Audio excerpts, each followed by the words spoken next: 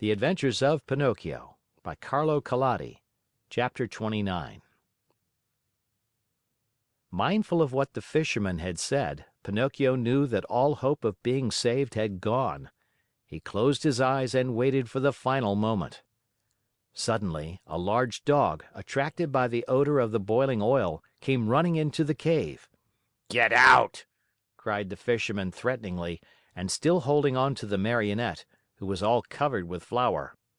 But the poor dog was very hungry, and whining and wagging his tail, he tried to say: "Give me a bite of the fish and I'll go in peace." "Get out, I say!" repeated the fisherman. And he drew back his foot to give the dog a kick. Then the dog, who, being really hungry, would take no refusal, turned in a rage toward the fisherman and bared his terrible fangs. And at that moment a pitiful little voice was heard saying: "Save me, Alidoro. If you don't, I fry." The dog immediately recognized Pinocchio's voice.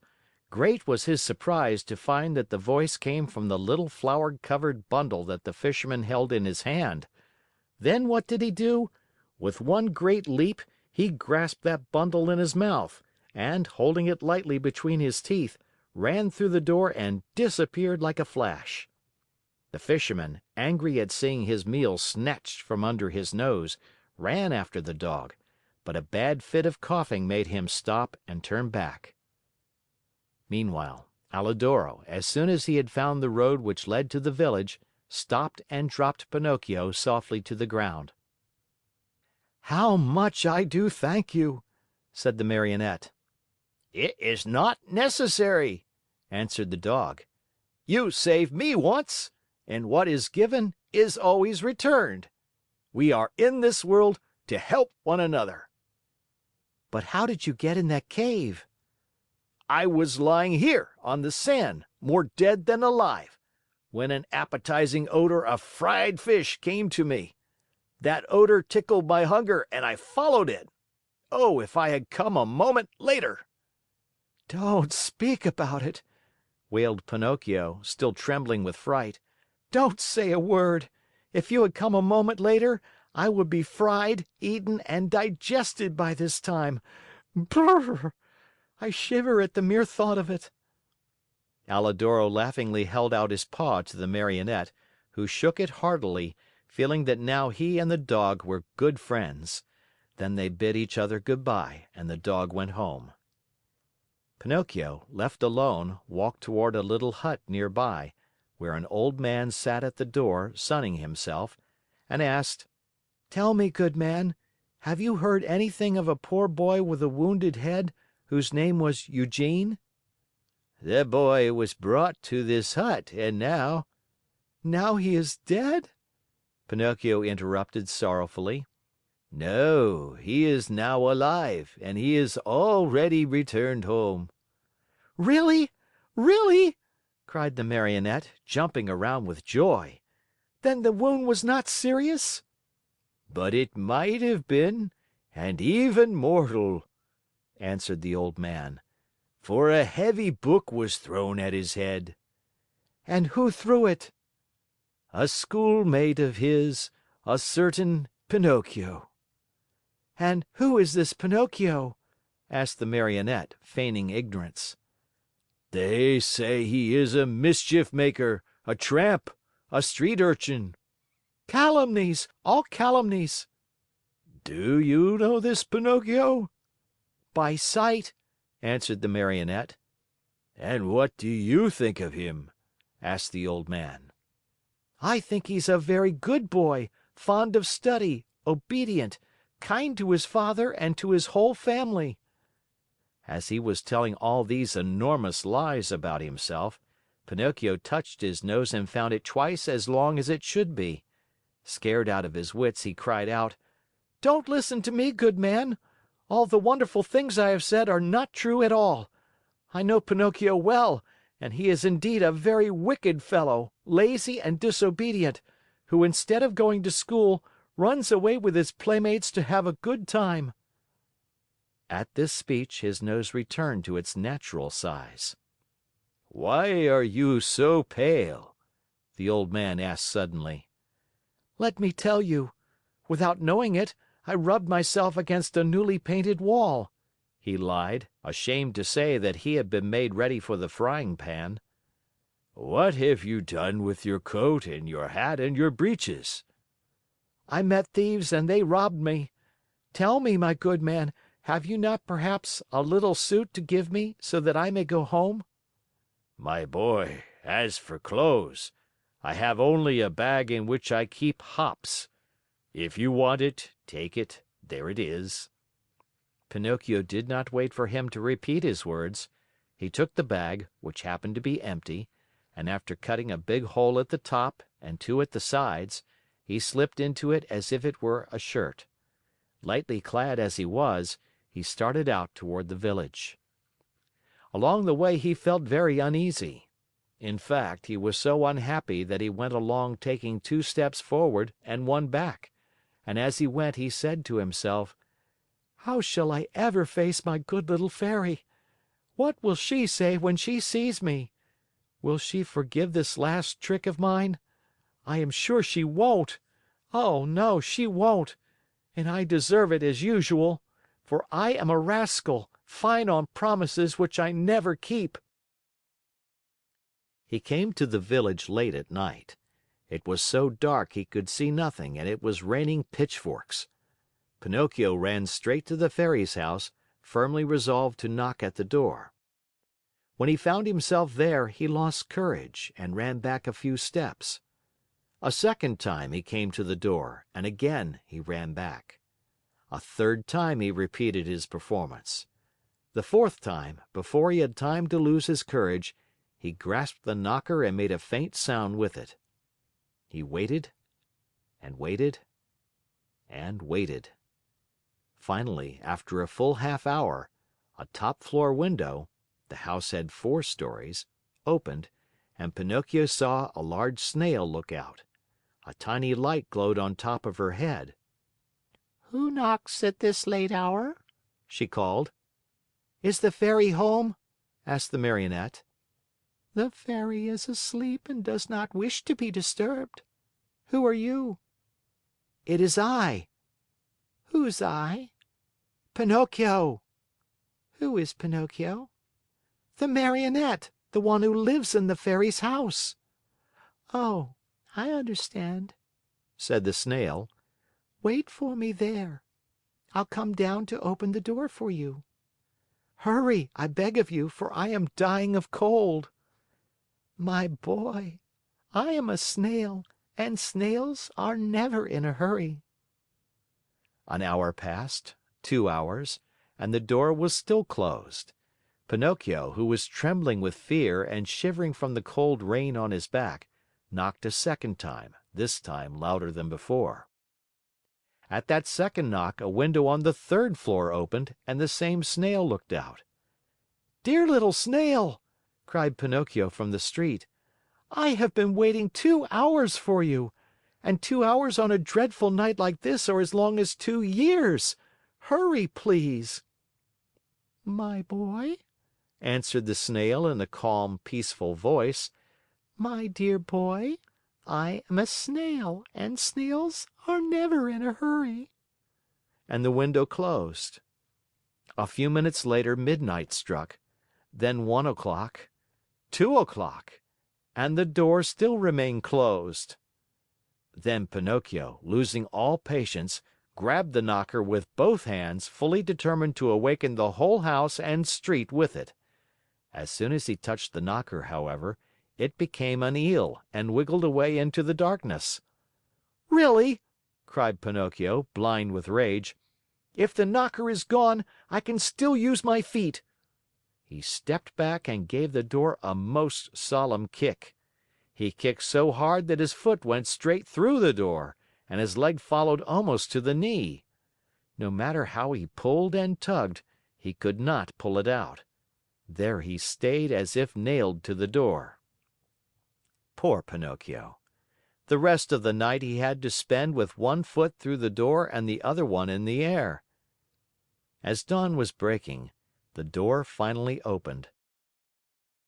That brave little animal, the Snail, had taken exactly 9 hours to go from the 4th floor to the street. How she must have raced! "What are you doing with your foot through the door?"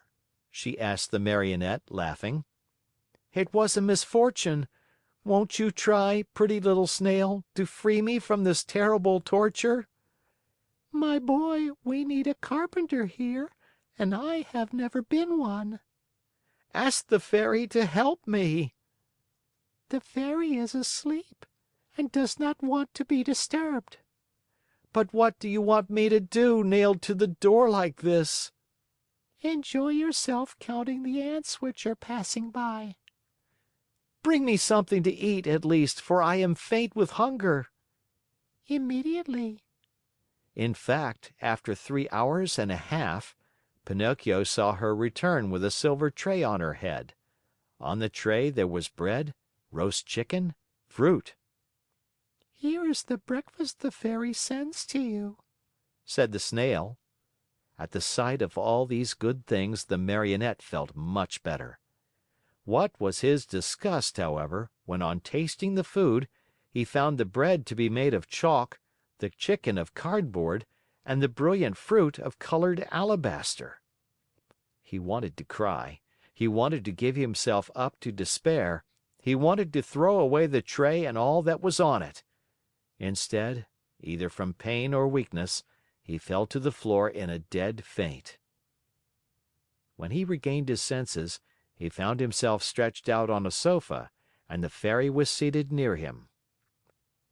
"This time also I forgive you," said the Fairy to him, "but be careful not to get into mischief again." Pinocchio promised to study and to behave himself, and he kept his word for the remainder of the year. At the end of it, he passed first in all his examinations, and his report was so good that the Fairy said to him happily, "Tomorrow your wish will come true." "And what is it?" "Tomorrow you will cease to be a Marionette and will become a real boy." Pinocchio was beside himself with joy. All his friends and schoolmates must be invited to celebrate the great event. The Fairy promised to prepare 200 cups of coffee and milk, and 400 slices of toast buttered on both sides. The day promised to be a very gay and happy one. But, unluckily, in a Marionette's life there is always a "but," which is apt to spoil everything. End of chapter.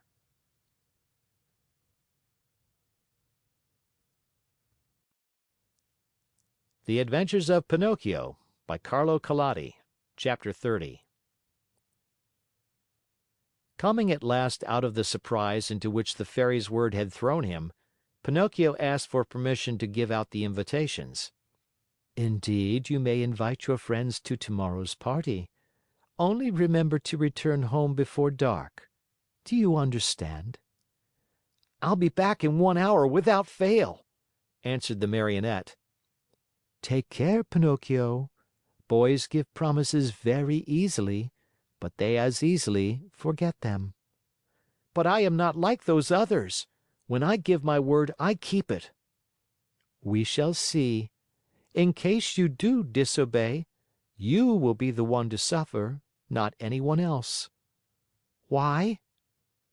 "Because boys who do not listen to their elders always come to grief." "I certainly have," said Pinocchio, "but from now on I obey." "We shall see if you are telling the truth." Without adding another word, the Marionette bade the good Fairy good by, and singing and dancing, he left the house. In a little more than an hour, all his friends were invited. Some accepted quickly and gladly. Others had to be coaxed, but when they heard that the toast was to be buttered on both sides, they all ended by accepting the invitation with the words, "We'll come to please you." Now it must be known that, among all his friends, Pinocchio had one whom he loved most of all. The boy's real name was Romeo, but everyone called him Lampwick, for he was long and thin and had a woebegone look about him. Lampwick was the laziest boy in the school and the biggest mischief maker, but Pinocchio loved him dearly. That day, he went straight to his friend's house to invite him to the party, but Lampwick was not at home. He went a second time, and again a third, but still without success. Where could he be? Pinocchio searched here and there and everywhere and finally discovered him hiding near a farmer's wagon. "What are you doing there?" asked Pinocchio, running up to him. I am waiting for midnight to strike to go "Where?" far, far away. "And I have gone to your house 3 times to look for you." What did you want from me? Haven't you heard the news? Don't you know what good luck is mine? What is it? Tomorrow I end my days as a Marionette and become a boy, like you and all my other friends. May it bring you luck. Shall I see you at my party tomorrow? But I'm telling you that I go tonight. At what time? At midnight? And where are you going? To a real country, the best in the world, a wonderful place. What is it called? It is called the Land of Toys. Why don't you come too? I? Oh, no. You are making a big mistake, Pinocchio. Believe me, if you don't come, you'll be sorry. Where can you find a place that will agree better with you and me? No schools, no teachers, no books. In that blessed place there is no such thing as study. Here it is only on Saturdays that we have no school. In the Land of Toys, every day, except Sunday, is a Saturday. Vacation begins on the 1st of January and ends on the last day of December. That is the place for me. All countries should be like it. How happy we should all be. But how does one spend the day in the Land of Toys? Days are spent in play and enjoyment from morn till night. At night one goes to bed, and next morning the good times begin all over again. What do you think of it? Nodding his wooden head as if to say, "It's the kind of life which would agree with me perfectly." Do you want to go with me then? Yes or no? You must make up your mind. No, no, and again no. I have promised my kind fairy to become a good boy, and I want to keep my word. Just see, the sun is setting and I must leave you and run. Goodbye and good luck to you. Where are you going in such a hurry? Home. My good fairy wants me to return home before night. Wait 2 minutes more. It's too late. Only 2 minutes. And if the fairy scolds me? Let her scold. After she gets tired, she will stop, said Lampwick. Are you going alone or with others? Alone? There will be more than 100 of us. Will you walk? At midnight, the wagon passes here that is to take us within the boundaries of that marvelous country. How I wish midnight would strike. Why? To see you all set out together. Stay here a while longer and you will see us. No, no, I want to return home. Wait 2 more minutes. I have waited too long as it is. The fairy will be worried. Poor fairy. Is she afraid the bats will eat you up? Listen, Lampwick, said the Marionette. Are you really sure that there are no schools in the Land of Toys? Not even the shadow of one. Not even one teacher? Not one. And one does not have to study? Never, never, never. What a great land, said Pinocchio, feeling his mouth water. What a beautiful land! I have never been there, but I can well imagine it. Why don't you come too?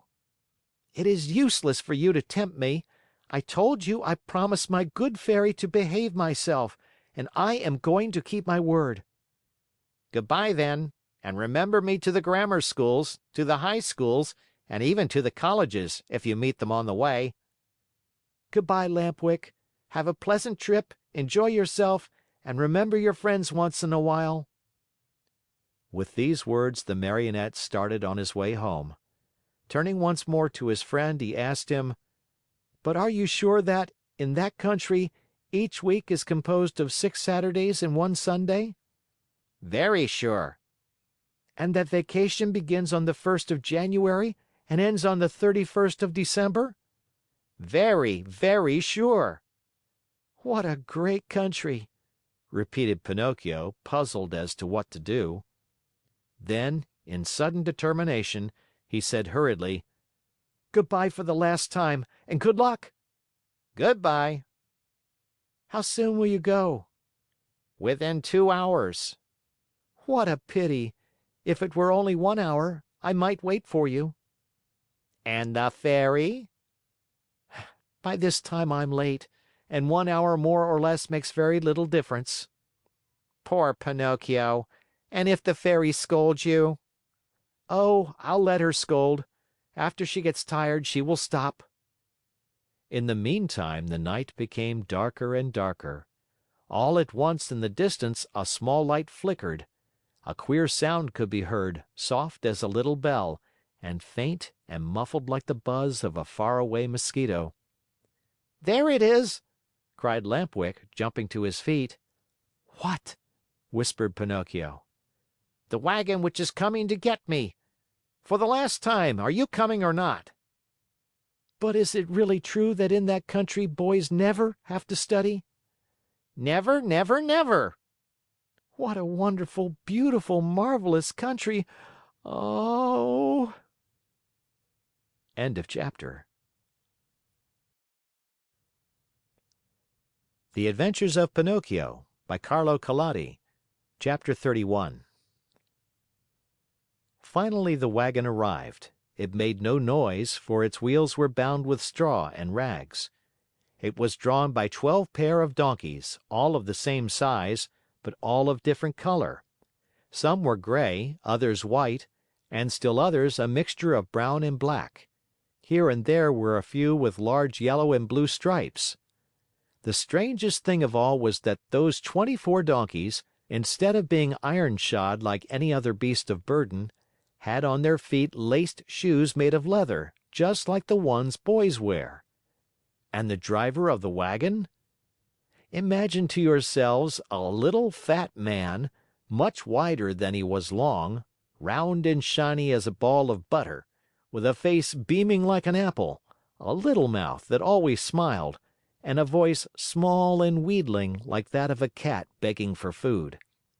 No sooner did any boy see him than he fell in love with him, and nothing satisfied him but to be allowed to ride in his wagon to that lovely place called the Land of Toys. In fact, the wagon was so closely packed with boys of all ages that it looked like a box of sardines. They were uncomfortable, they were piled one on top of the other, they could hardly breathe, yet not one word of complaint was heard.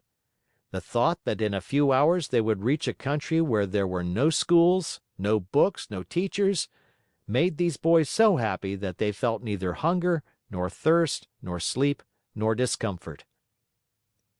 No sooner had the wagon stopped than the little fat man turned to Lampwick. With bows and smiles, he asked in a wheedling tone, "Tell me, my fine boy, do you also want to come to my wonderful country?" "Indeed I do."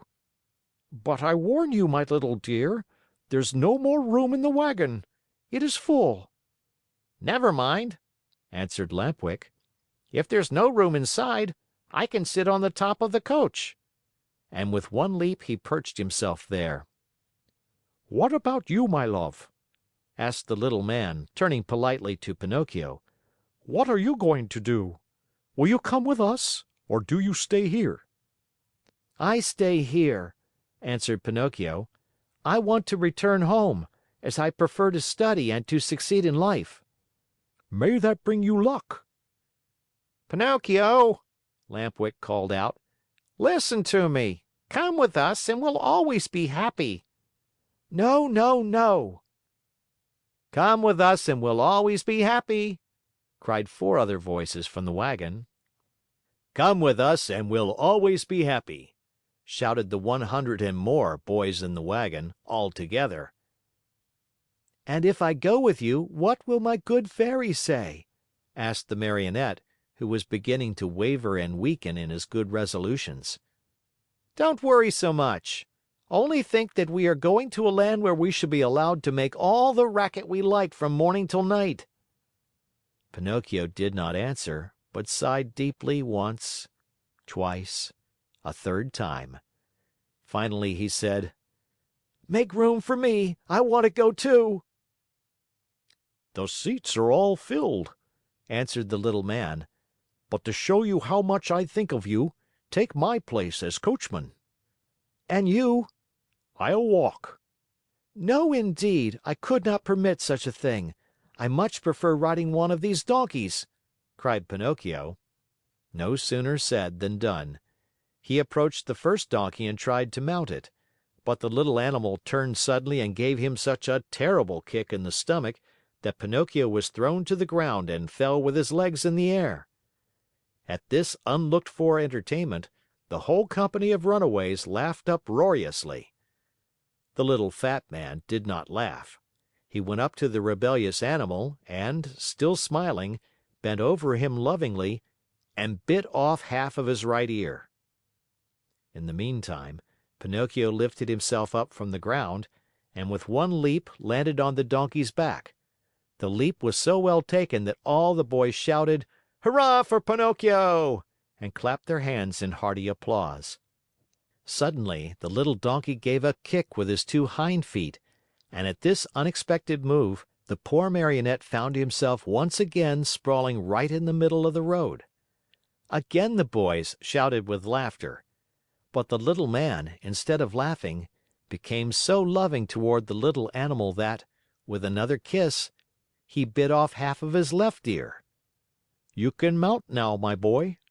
He then said to Pinocchio, "Have no fear. That donkey was worried about something, but I have spoken to him and now he seems quiet and reasonable." Pinocchio mounted and the wagon started on its way. While the donkeys galloped along the stony road, the Marionette fancied he heard a very quiet voice whispering to him: "Poor silly!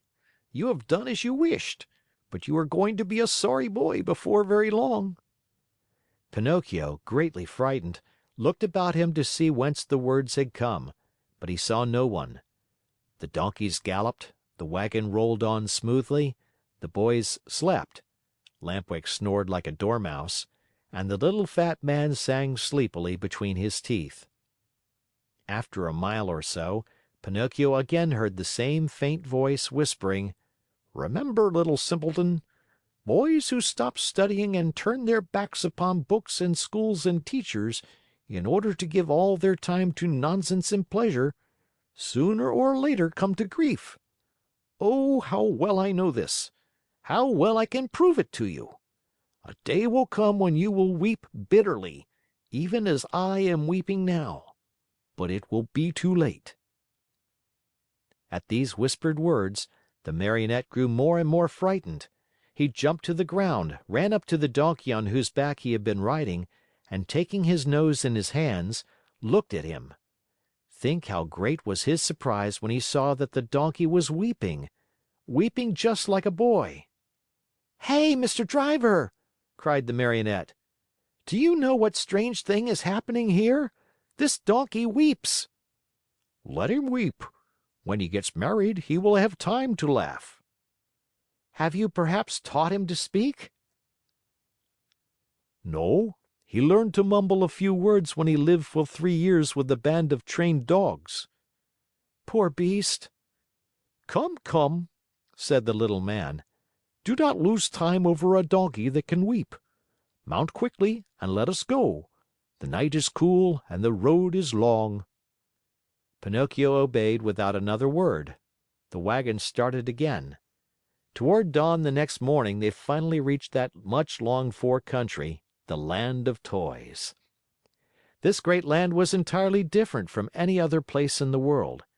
Its population, large though it was composed wholly of boys. The oldest were about 14 years of age, the youngest 8. In the street there was such a racket, such shouting, such blowing of trumpets, that it was deafening. Everywhere groups of boys were gathered together. Some played at marbles, at hopscotch, at ball. Others rode on bicycles or on wooden horses. Some played at blindman's buff, others at tag. Here a group played circus, there another sang and recited. A few turned somersaults, others walked on their hands with their feet in the air. Generals in full uniform leading regiments of cardboard soldiers passed by. Laughter, shrieks, howls, catcalls, hand-clapping followed this parade. One boy made a noise like a hen, another like a rooster, and a third imitated a lion in his den. All together they created such a pandemonium that it would have been necessary for you to put cotton in your ears. The squares were filled with small wooden theaters, overflowing with boys from morning till night, and on the walls of the houses, written with charcoal, were words like these: "Hurrah for the land of toys! Down with arithmetic! No more school!" As soon as they had set foot in that land, Pinocchio, Lampwick, and all the other boys who had traveled with them started out on a tour of investigation. They wandered everywhere, they looked into every nook and corner, house and theater. They became everybody's friend. Who could be happier than they?